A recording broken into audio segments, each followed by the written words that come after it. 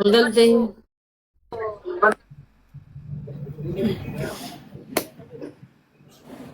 دقامة السلام عليكم. ايه دقا ما فولو يو نقول مال نقلت ناجي تكيني ما نتيجتي بو ودابني دوكان جينا مو انا فولو نقول تشد غرامج أنا برجع وانا ديمتو فولو تيورا سيغوديرا تبني تاني تغيرا بالبنت فولو أدامتي.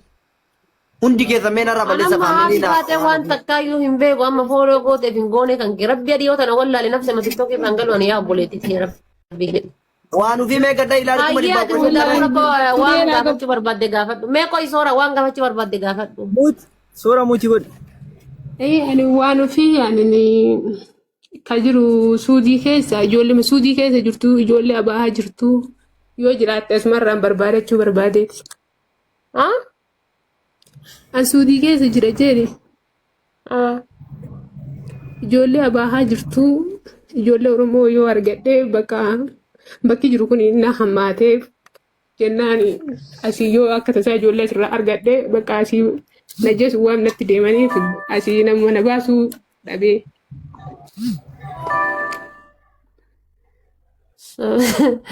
سفيا في دافي يا زبو فيتين جنة حبيبتي دي أنا بو فيتا ما بو ويدل تدمشي مليشون نتيا مليشون تقو ما بو ويدل تنمو ما كان من واركين فيه من أنا شان كلتي بوتشات أنا قال لك سوي دل تمال تسم بوتشيز أنا مليشون ما جايبان كباب ربي جراتي أسرع كبتني دم تنيني Nu biraa tokko bicha boo'ee rabbiin galanni haa ga'u alhamdulillah.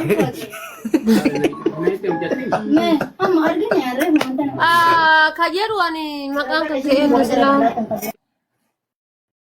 لون Foloo nama dhaabbata foloo nama godha. أتى على باتي وجهي بربادة Ee bakka aluma bahee hojjechuu barbaadaa namallee hin beeku addisiidha haga dhufe ji'a saddeet reeffite. obboleettii yoo gara biyyaatti deebitee irra siin jiru bilaasha durriyyeen balleessi taphattiisu darbiyaa keessatti taane amma osoo baddee ala baateetiin jetteeti qabamu jira gaafa qabamte mana hidhaa keessatti daraaramutu jira bilaasha durriyyeen si taphattiisu darbiyaan biyya keessa badanii hojjetanii miti yoo gara biyyaatti deebitee irra siin jiru An biyyatti deebi'u hedduu biyyatti illee yoo deebi'e. Ijoollee qabaa ijoollee kana haga biyya deebi'uuf hedduu ijoollee kiyya asuma keessa badee hojjettachuun hawayyaa. fiizaa akka waan xiqqoon dalagattee bar gara Dubaayii deebitaa gara Dubaayii deebitee hojjetataa bar Gara Dubaayii illee ani deebi'ee osoo jedhee wanti hojjetadhillee ijoollee sadii qabaa ijoollee tanaan waan hojjedhallee gara ijoollee tana ergaa ijoollee abbaan qalbii waan ta'eef abbaan ijoollee haga armii ta'e waggaa ja'a. habiibtii tiyya dhageeffadhu anis si gargaara wanni firoomisa siisan ambad isiin hin jedhu laa anis si gargaara waan qaburra wallaahi kun waadaa sii gala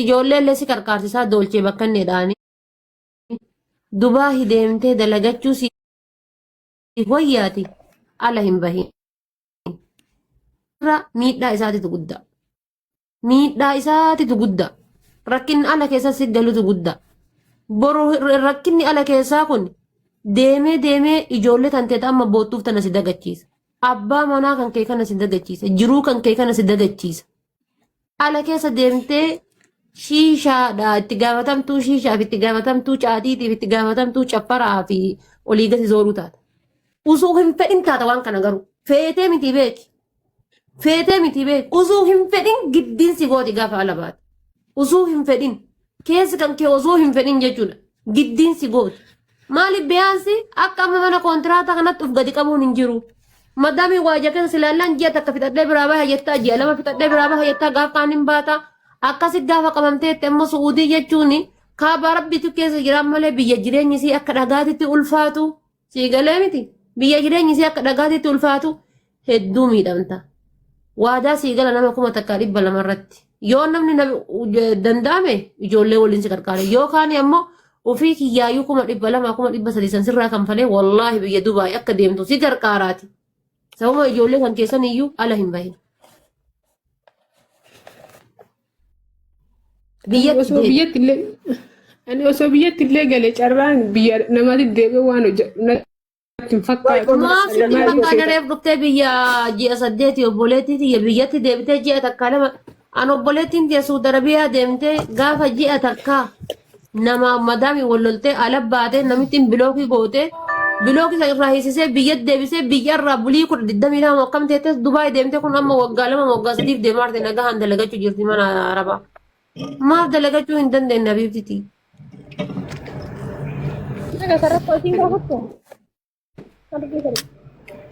Tokkoon maaliif rakkinni kan kee biyya deebitee dalagachuu hin dandeenye? Ani maaliif seeta laawaan fi ani biyyatti illee Amma bahii yoo barra baate haganaan daladdaa yoo maali taate haganaan daladdattee hal marlaa mana ijaazaa ta'e tunniin shawaan fuudhu dhabde tunniin mana keessa ol si fudhattee taa'ushii shawaan harkiftuun dhabde tunniin jechuudha. Mana keessa ol si fudhattee hawaalaa si gaafatti. Yoo daladde gaafa hin dalanne immoo muka si dhiibdii jechuudha. Barra gabaatee akkasiin dalattaa nuura haa qabnaa jireenya akkanaa jiraataa jirraa qo'attuu bahii waggaa hagana dalannee waggaa hagas taane isaan balaa mashaqqaa meeqa keessa akka darbaniitiin akkasi jiraatan hin beektati. Haraama laaqatanii halaala laaqatanii hanna laaqatanii haqa namaa nyaatanii kaan ajjeesanii kaan dhossanii waa meeqa godhanii jiraatan isaan. Adillaalii laati. Ani sanillee laaleetii miti maaliif seeta erga dhufee mana nama sadii dalagaa akkasitti oofseetumaan dalagaa haadhaa intala ilma matii lamaan jechuu mana nama sadii foogii darajaa jahaa gubbaa gadiititti. Achi akkasuma oofsee bakka sabbaree hin dalagadhaa erga jedhee namitti na fudhate tun na biraa deemtee namichi mana keessa jiru kun na dararaa bakka halkan sa'aatii na bilbilee wanni akkanaa maa baddee jedha qara waan birootiin na dararaa ture erga waan san ani haadhatti illee itti himachuu jammare dhiisee nyaata na dhoorgachuu jammare. Ayyee. Achi bakka amma halkan kalee na bilbilee aanan wayii ani aanan warraa wayiituun fayyadamu aanan kana eernu banee aanan sibiila xixiqqaa wayiiti jira eernu banee naan jedhe ani hin banne jennaan kootu gabbu'ii naan jedhe saa sagalitti yoo aan dhaku gudeelcha baatee dhaabbata. Haadha manaan qabu? Haati manaa haga deemte ji'a tokko geetteerti amma galuu geetteerti hadha warri martin waan manaa yaa'ee malee waa ifaallee hin qabu aniin waa warri manaa yaa'eef itti sakka'eetiin jedha yoo deemanii mana waa ifaa sanii qoldofan. Achi halkan saa sagalii inni rifadhee bakka dheessee kutaa biroo golatti mana kiyyaallee dhiisee kutama ijoollee qulfiin garaa keessaan jira qollofadhee saa sagalii raga saa 5 taa'aa ture. Warri boottan kun taaftaaf godhamee taaziyaani teettanii taaftaaf godhaa. Osoo qarqaraa isin hin jedhani hundi keessa nama sandalii huddusuu gattanii fiiddani. Taaftaaf god jala kana teettee furriin fixatini furri. Boottee akka waan isin jajjeetitti hayyaa dubbadhu. Achi haga saa 5 ture dhaqee haadhatti nama maratti yeroo kana iyyee mana namitti deemteetti illee obbolayyuu ofiitti illee bilbilee shaqaalaan kun akkana taateerti shaqaalaa waa aanan bantee waa mara nyaattee. Biiroon Itoophiyaan jiraami kan irraan dhufte. Biiroo dawwaladhee asiin durallee daa'imman na dubbisiisanii aga dhufe daa'imman dubbisuu na dhoorganii birri matiyyaanin dubbisaa jennaan daa'ima maal gootaa naan jette. Achi saniilee cadhifadhee amma haga dhufee isiin deengada kalee haga namichaa wallollee itti dawwaladhee naan hujii biyya nagalchi jedhiini hin beeku naan jette achi kaatee biyya akkasii galchan godhaa maqaa keena himii naan jette an biyya galuu hin barbaadu maaliif asumatti yoo du'ee du'a malee biyya galuuf hin barbaadu maaliif maa biyya galuu hin barbaadu nama ajjeeftee baate obboleetti. Anini osoo galee nama jireenya biyyatti galee mana jireenya biyya galtee hin jiraatin bulii 15 keessatti wanni hundi sii xumurama. Wanni hundi bulii 15 keessatti sii xumurama. Gatii amma hagatti sanduuqannoo deemtee viizaan kan kee paaspoortiin kan kee wannoo qabu buyyuu bulii 15 keessatti sii xumurama wanni hundi jechuudha. Maa biyya galuun feene uummanni keenya leesh biyyaan baa keessa biyyaan baatetti soora biyyaan baatatanii madaabaraa yookaan ammoo xaa'oo biyyaan baatatanii hafuuleesh filattan. Biyyatti yoo deebite bar furmaata lallattama atama fakkeenyaaf tokkoffaa hagatti mama cidhattee ji'a 8 daladdee kanaafuyyuu bakka biroo biyya biroo akka barbaaddetti baatee deemuu dandeetta. Waraqata xiqqoo baafatteeti. Leesha achi biyya sanitti hafuu du'aa jiruudhaan asitti hafaan maalinni ilmoo kan keetiif jiraachuun feetu habiibtiti. Daa'imman tiyya fakkeenyaaf alan qabdu harka duwwaa asii eega dhufee asii achi deebi'ee maal karaa jireenya ulfaannaa achi bahee achitti illee deebi'ee carraan kiyya hammaataa biyyumaan baatu waan deebi'ee. Achitti illee deebitee waan akka si gaafadha. Madaamin tanteetu nama osoo waliin fuutee xiyyaara keessa si keetteeti Itoophiyaan ni galta wangaltu. Dirqama hin gala garuu galee Akkasan waan akkasii sayyaadi.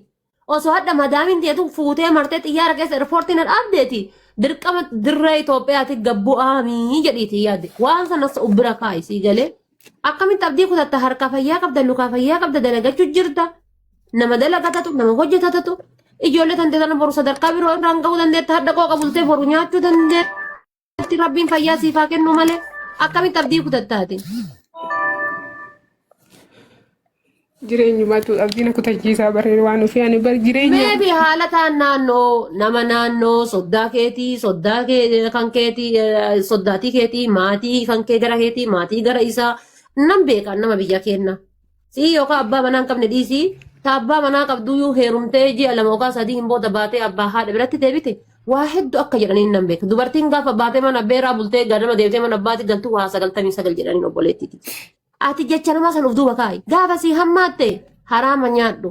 Gaafa sii tolte ammoo halaala nyaachuudhaaf makkoon. Haraama san keessa garuu hin ture. Siigalaa miti.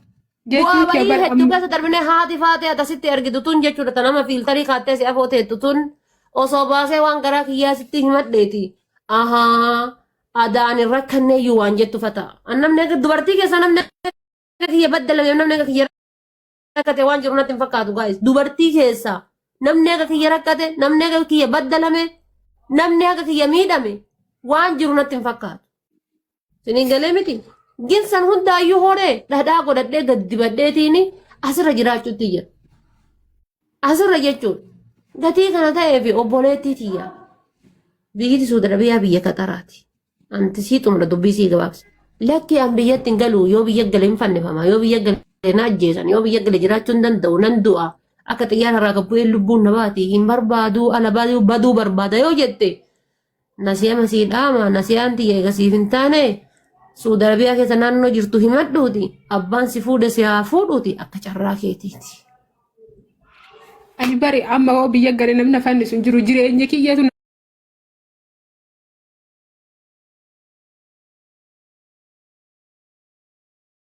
fannisa jireenya ijoollee tana waan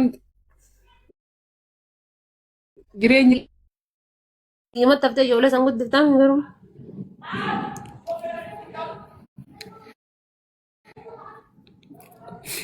mi'aa ta'uu Haya guys siif hin taane taanaani